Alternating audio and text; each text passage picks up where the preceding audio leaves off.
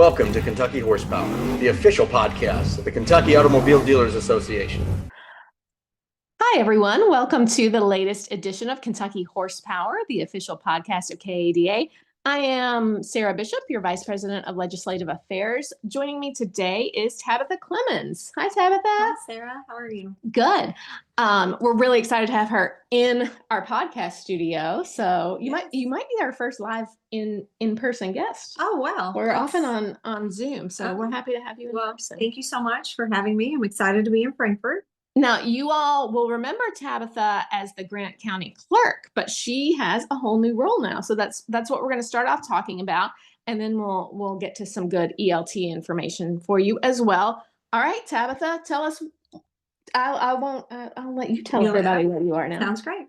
So my role now is with Champ Titles, and Champ is the provider here in the state of Kentucky to take our service providers who are out working in dealerships like Vitu to link back to Kentucky's program, which is KADA, which is where a lot of people first met me in the dealer world because I was the president of the Kentucky County Clerks Association when KADA went live. Condolences. Thank you. Those are needed. Someone said to me not too long ago that was that the reason that I left clerk world? And I said, no, actually, this was not on my radar at all. I hadn't updated my resume in 11 years. I've been elected 11 years. And just out of the blue, received a phone call that they really needed a champion in Kentucky to help this project move forward and to really embrace all that ELT has to offer, which is so much more than what we're doing right now in Kentucky. Yeah. So it seemed like a great fit. I was really at a point where my children are super involved in sports and activities with school, and being an elected official, some people think there's lots of flexibility to that.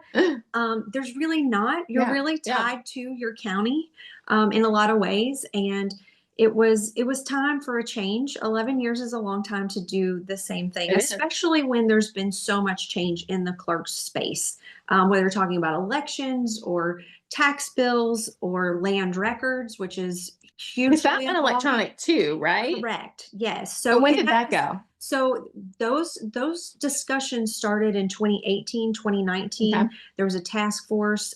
Had we not had e-recording in 2020, I don't really know how we would have navigated COVID without having an electronic resource. So having that in place was huge. But now clerks are facing deadlines like having 60 years of records online for title searchers to complete commercial title searches. So in the state of Kentucky, we're going to be far exceeding many other states when it comes to the amount of records we have stored digitally, which, in cases where there's flooding and tornadoes and natural disasters that we're facing, or even fire in a court structure, those things all jeopardize our land records, our permanent history of the state of Kentucky.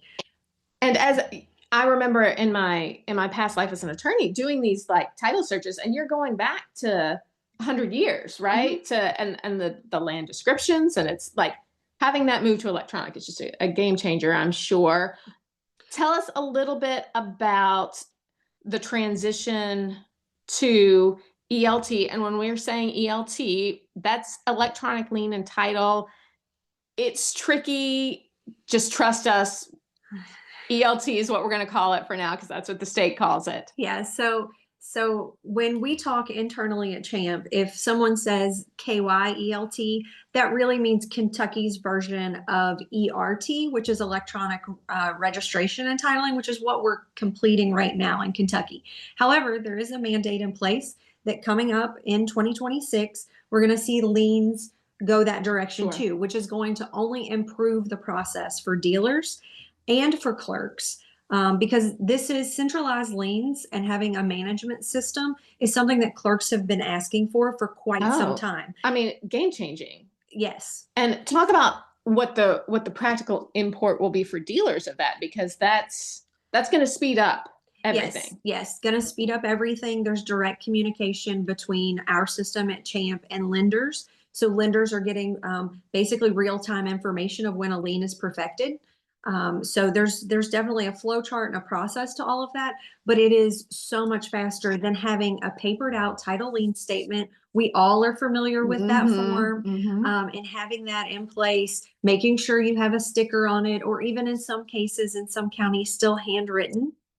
Which is just a slower process. When I became clerk in 2015, the process for getting a file number in Grant County was a piece of paper on a counter, and they would write down a lien number. And then when you used it, you would cross it out and you would write down the next lien number. And then the next person would come up and cross in it some out sort of book. in a notepad, in a legal pad, basically. Oh, Okay. And there were some counties that had one person that everybody else in the office would call that person to ask for a lien number, and that was their job. Oh, I hope Now he that didn't wasn't get sick. well, get sick or get tired of giving out numbers. Yeah, Could you that too. imagine? I mean, so there was times and there's still liens on file in Grant County that are this way, that skipped maybe 100 numbers because somebody wrote down the I wrong wrote down one. the wrong thing. We all transpose numbers Sure, from time sure. to time.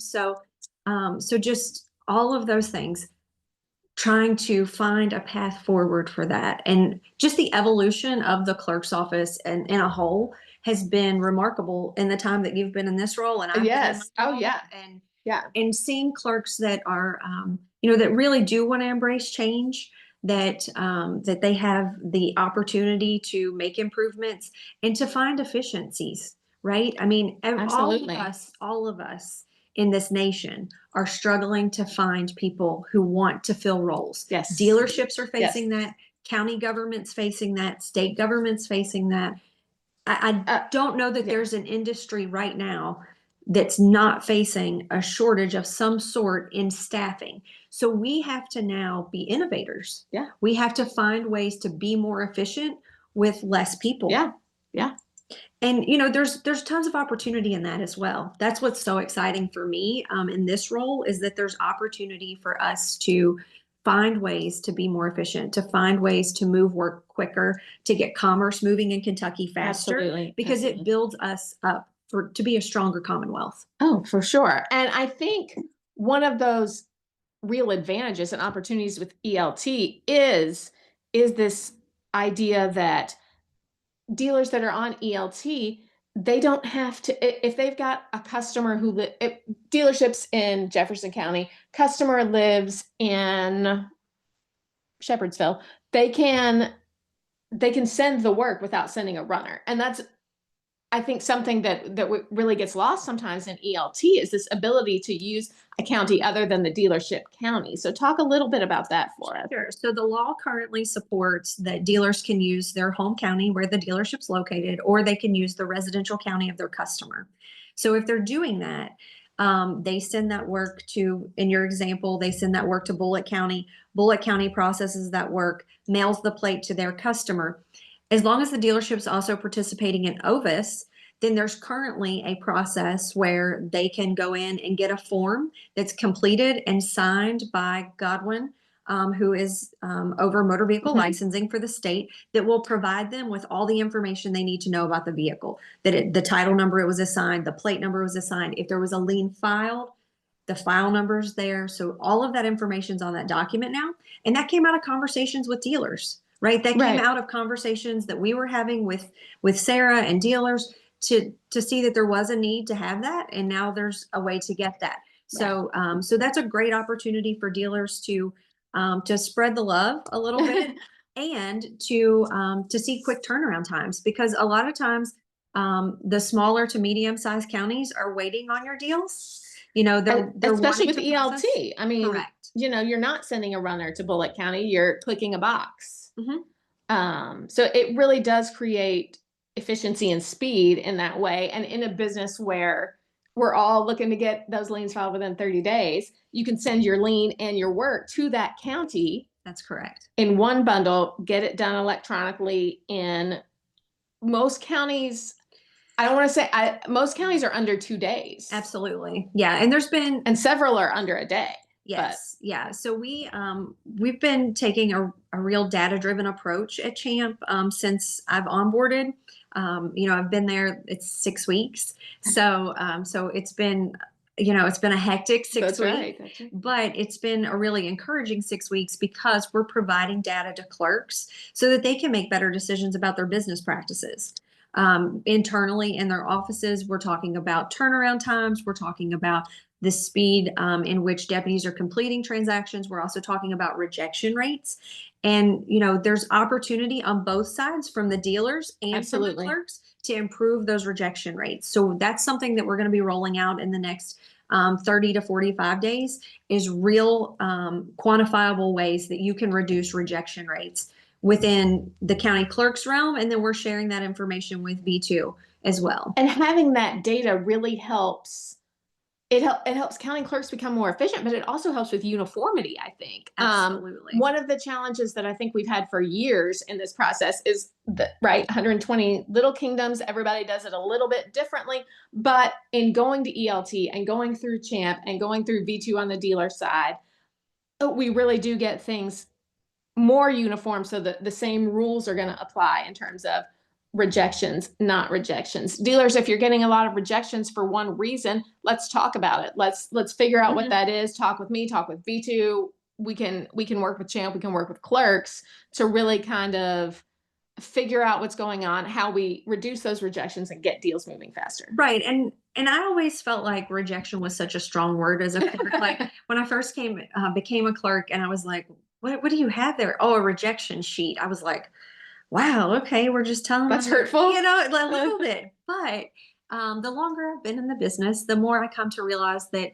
there's, we're not rejecting, and from putting back on the clerk's hat, they're not rejecting because they don't want to do the work. Sure. Right? They need to fund their office. Yeah. The dealerships help fund county clerks. Yeah. So they want to do the work, but there's laws and reasons why we have to have things. So if you send something that's not notarized, it's a rejection. Right. You send paperwork that doesn't match. That's one that we see a lot is the paperwork doesn't match what was put into the system. And sometimes that's because they're using a centralized scanner, not a desktop scanner. They're pulling up document that says VTR 7, but that what they needed was VTR 9. Correct. And if you don't look at it, if you don't open the document before you submit it, you're not realizing that you're sending Bill Smith's deal with a VTR that says Sarah Bishop. Yeah, exactly. Yeah. So, and we obviously can't approve those things, right? As clerks, they can't do that. But there are some things that we've noticed that we're training with clerks on too. So one thing is about incorrect fees. There was some fee calculation errors, and that tends to happen at the end of the month with registration fees. And there is a way to work around that. We thought that was communicated out very well, but now in looking at some of the rejection data, I don't think that it was. So we're taking that as an opportunity to improve that service. So we're going to be working on that in the next several weeks with the clerks to make sure that they understand that process to improve those rejection times. And one of the things that we have seen since we started, I know we have dealerships who were on, in the pilot program in April of 24, and we've got dealerships who are just getting on. And we've seen a real difference in turnaround time in terms of speed and efficiency already. I have to give a shout out to Jefferson County. They really, I think, made a commitment to improving their turnaround time. And it has shown, and I think the dealers that are on ELT in Jefferson County are really benefiting from that. Absolutely. Yeah. So since when I started, there was some turnaround time issue. Yeah. And I have nothing to do with this. It's not anything to do with me, but we've been monitoring that very closely.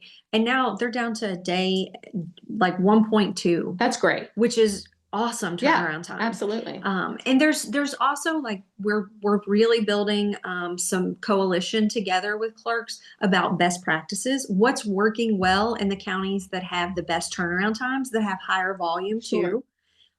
So we actually gave some awards at the County Clerks Summer Conference for the best turnaround times. Nice. So it was really interesting. It wasn't. Shout out the counties that were doing it. Right. Yeah. Tell us who. No, tell us for our dealers. So Boone County. Okay. Mason County and Campbell County. Look at those Northern Kentucky counties getting it done. What's so impressive is that it's not just large counties. Mason County is a relatively small county. Both Boone and Campbell are both over 70,000, but they're still not huge compared to Fayette, Jefferson, Yeah. right? Yeah. Warren even. Yeah. So, but they have some real best practices that I've documented that we're going to be sharing with county clerks all across the state to help them improve their times too. Just an example of that is there's a process in KADA that you can put a title on hold. So if you do get something incorrect from the dealership, you can put that on hold Instead instead of canceling it and then having to start over. Yeah. As long as you've worked it out with the dealership title clerk, for the dealership title clerk to know when they get that rejection, get it sent back to me quickly. Yeah. And most of the time it does come back relatively quick. And on hold can only stay for 1 day. So in the day that they're working. But Yeah. if you're working deals at 9 a.m. in the morning and you've done 2 or 3 and you've processed and went on, but you have 2 or 3 that need to be rejected for notarization or they didn't put the mileage on there. Simple things, and you can turn them around and get them back to the clerk. They don't have to start that process over. KADA has built in an on hold or suspended title transaction. So then they can pick that right back up where they left off, finish filling it out, That's awesome. That's awesome. and move on, which is part of the reason why some of those counties have great turnaround times is because they're staying on top of it. Yeah. All right. Talk about what we're going to see. Generally, the advantages for dealers in using ELT and kind of what we're going to see moving forward to even speed these things up a little bit more. Sure. So, just advantages to using ELT. One, there's a constant data tracker, right? So we are tracking activity that's happening with that title, which is huge. And it's not happening when you take a piece of paper and it your is clerk's not. office. No, there is a chain of custody, which we talk about that as clerks in elections a lot. Sure. But when it comes to title work, that's not something that's happened. You know, as a dealership, you hand that over to a runner. The runner then takes it into the clerk. And it's on someone's desk. It's on somebody's desk. This is held in a portal. It's secure. There's accurate information being recorded every time something happens with that title. So we have a complete chain of custody for that title, which is huge. Sure. That is a huge advantage to being able to have an ELT transaction. Secondly, you know what's happening in real time. And yeah, your title clerk can look it up and say, oh, okay, here's where we are in the process. Here's what I need to check back in. That's right. Yeah. And the best part is when it's complete, you know it's complete. It's not sitting on somebody's desk waiting until the next day or two when your runner can get back to a clerk's office. You know that it's been processed and it's ready to go. And the plate's been mailed out to the customer in some cases, or you've made an arrangement to pick that up at the clerk's office. So those are just a few of the things that I like to talk about with ELT. One of the things that I think that's lost a lot of times in conversation about ELT is the amount of time that you are saving from doing paperwork, handwriting, making sure that you've spelled things correctly. This is kind of eliminating a lot of that, especially if you're using a complete system within your dealership. Right. If it's starting in, at the sales desk and it's going through finance. And the vast majority of ours are. Yeah. So if they're doing that, they're saving so much time by not having a papered out process. Yeah. And then, because it's going to go from your DMS into your Vitu program, and it's going to populate those fields. Correct. And then it's coming into the clerk's office. The clerk is not re-entering that information. There is an integration process. Once integration happens with KADA, which we're hoping is this fall, we have some dates. We have milestone dates for them, and it seems like they're on track at this point. We have weekly meetings to ensure those things. But right now we're using a copy and paste. Right. So for if you're listening, that's on your side, all the DMS automatically populates. Your person sends it off. That's great. Clerk receives it.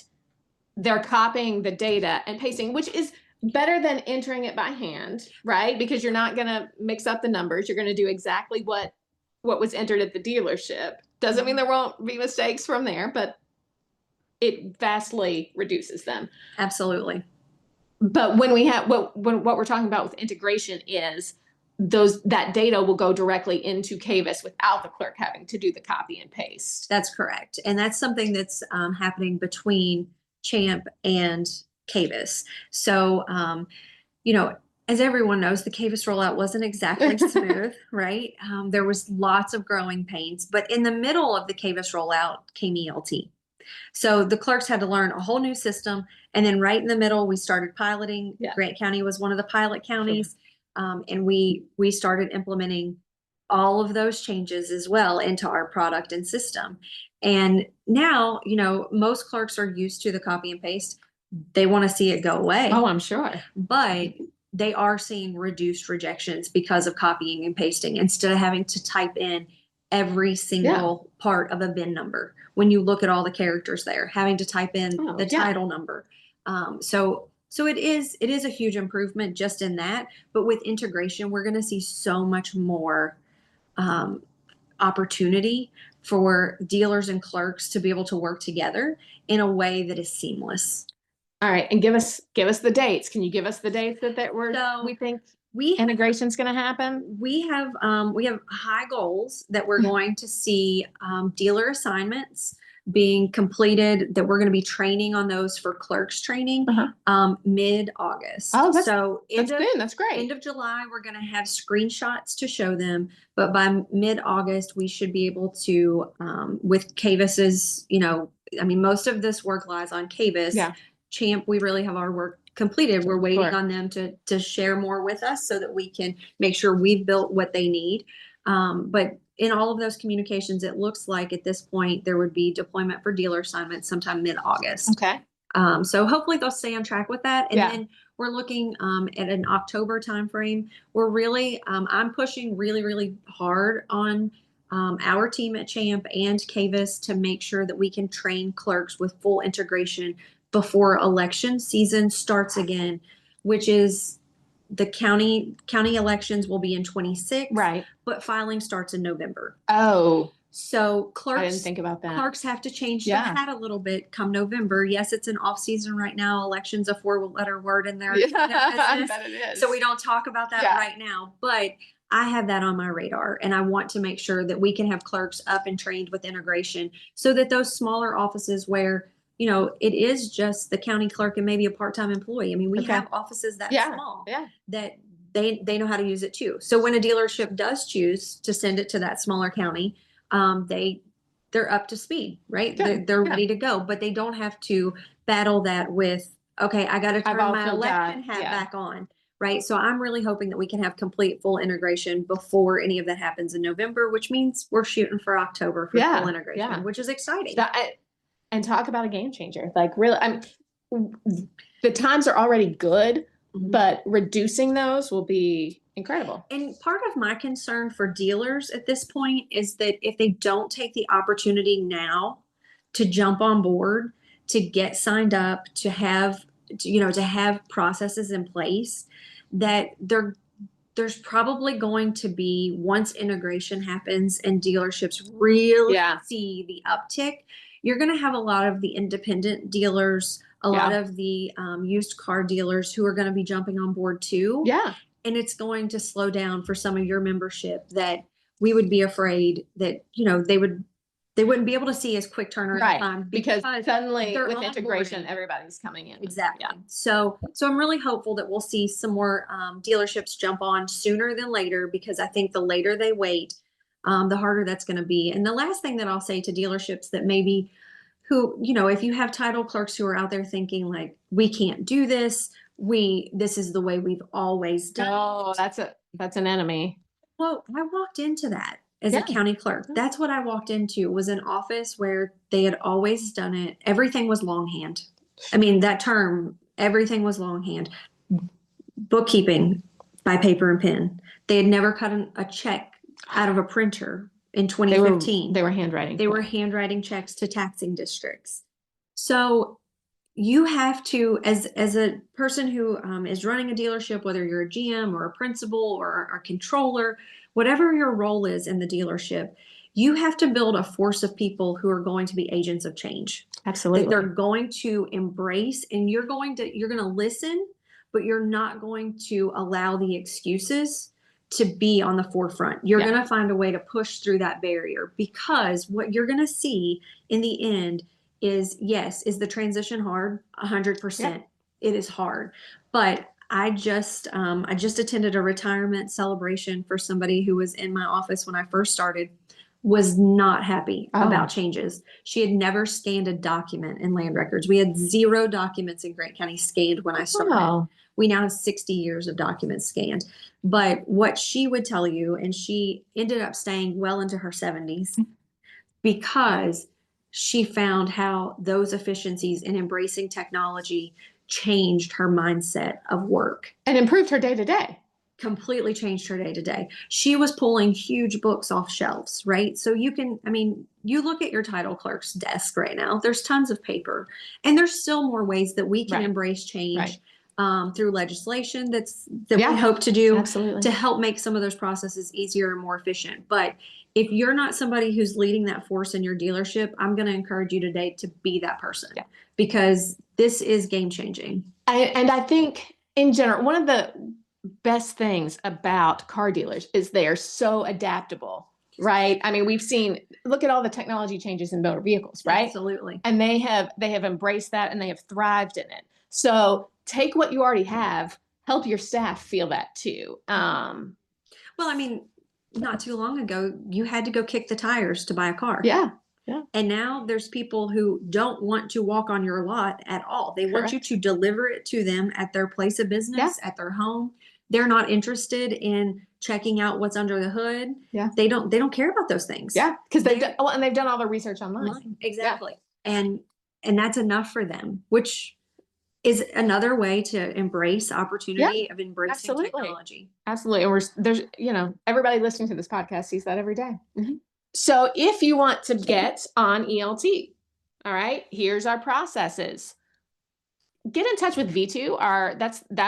Vitu works the dealer side. Champ works the county clerk side is the easiest way to explain that. So get in touch with Stephanie at Vitu or Zach, and I'll make sure in the notes of this podcast that we're including their contact information. So get in touch with them. The process is you fill out a form and a $150 application fee for the state. Beyond that, there's really no cost to you. And obviously Vitu will explain this more. You'll fill out the application form. You'll get set up with Vitu. Then they'll come and train all your title clerks. They do an incredible job of really, it's not a one-time training. They'll come and train, but then if you need additional support, they're always happy to come and do that. So it's a great kind of situation we've got between Champ and Vitu and our members and the county clerks, and it's really working well. So I'd encourage everybody to get on board now before it's especially hectic when we have full integration in a few months. Absolutely. So and I'll just leave you with one thing that I think is really important to share. The dealerships have great partners in their counties with the county clerks. Absolutely. And if there's stumbling blocks there, please feel free to reach out to us. We're happy to try to work through some of those. Sarah can absolutely provide my contact information as well. But we're really hopeful about the future, about what is happening. We have states that border us that are already reaching into digital title. Oh, yeah. We're just now starting to embrace e-title. Yeah. So the future is really bright in this space, and I think that there's a lot that we can learn from other states. But I'm especially proud of Kentucky for the way that we've led in this project so far, and the advancements that we're going to make in the coming years. Absolutely. Well, thanks so much for being here today, Tabatha. Thank you for having me, Sarah. All right, we'll see you guys next time.